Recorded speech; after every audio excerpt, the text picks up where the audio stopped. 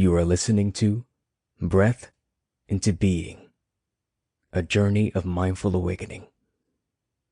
Written by Amir Zee. Narrated by Lonzo Smith. Disclaimer. The content presented in Breath into Being, a journey of mindful awakening, is intended solely for informational, educational, and personal growth purposes.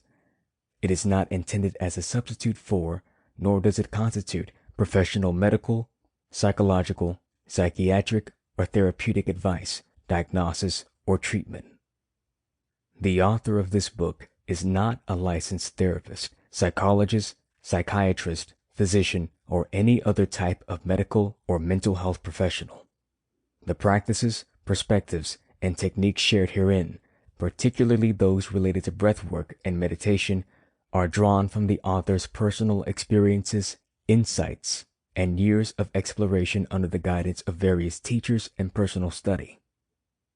If you have any existing physical or mental health conditions, or suspect you might, you are strongly advised to consult a qualified healthcare provider before beginning or modifying any breathwork, mindfulness, or meditative practice. Never ignore or delay seeking professional medical advice because of information found in this book. The author and publisher expressly disclaim any liability for any loss, injury, or adverse outcome that may occur directly or indirectly from the use or application of any content provided. By choosing to read this book and engage with its suggestions, you acknowledge and accept full responsibility for your own well-being and choices. Foreword. Breath into Being, a journey of mindful awakening. In the winter of 1978, I left Tehran as a young and hopeful boy, carrying a heart full of dreams and a suitcase packed with a desire to learn, grow, and serve. I had been accepted to study engineering in Manila, a step toward building not just a future for myself, but something greater, something meaningful. At that time, Iran stood on the edge of massive change. The revolution had begun. Though turbulent and uncertain, it stirred a deep hope in many of us. Inside the country and across the world, Iranians shared a vision that we were moving towards democracy, freedom, and a better life.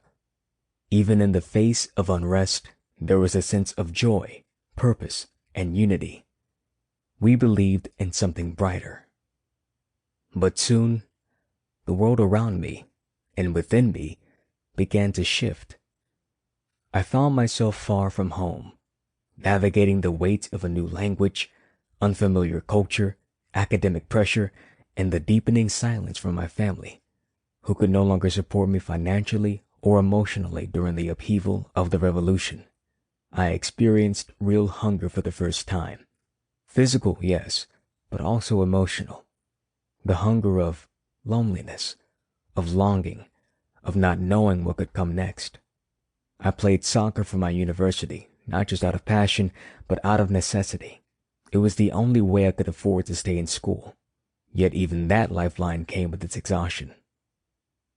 It was during this time, on a humid practice resort park soccer field, far from everything familiar, that someone saw what I couldn't yet name in myself. My soccer coach, a quiet, observant man from China, noticed the storm I was carrying. One day after practice, he asked me to stay behind. He didn't speak much, but he looked at me with kindness and said, "Your body is strong, but your heart is tired." I didn't know how to respond. He invited me to sit quietly with him under the shade of a tree. No drills, no instructions, just stillness. At first, I didn't understand what we were doing, but something inside me softened. In that silent moment, he introduced me to something that would shape the rest of my life. The practice of sitting, of noticing, of simply being with whatever it is. That was my first glimpse into what I would later come to know as meditation.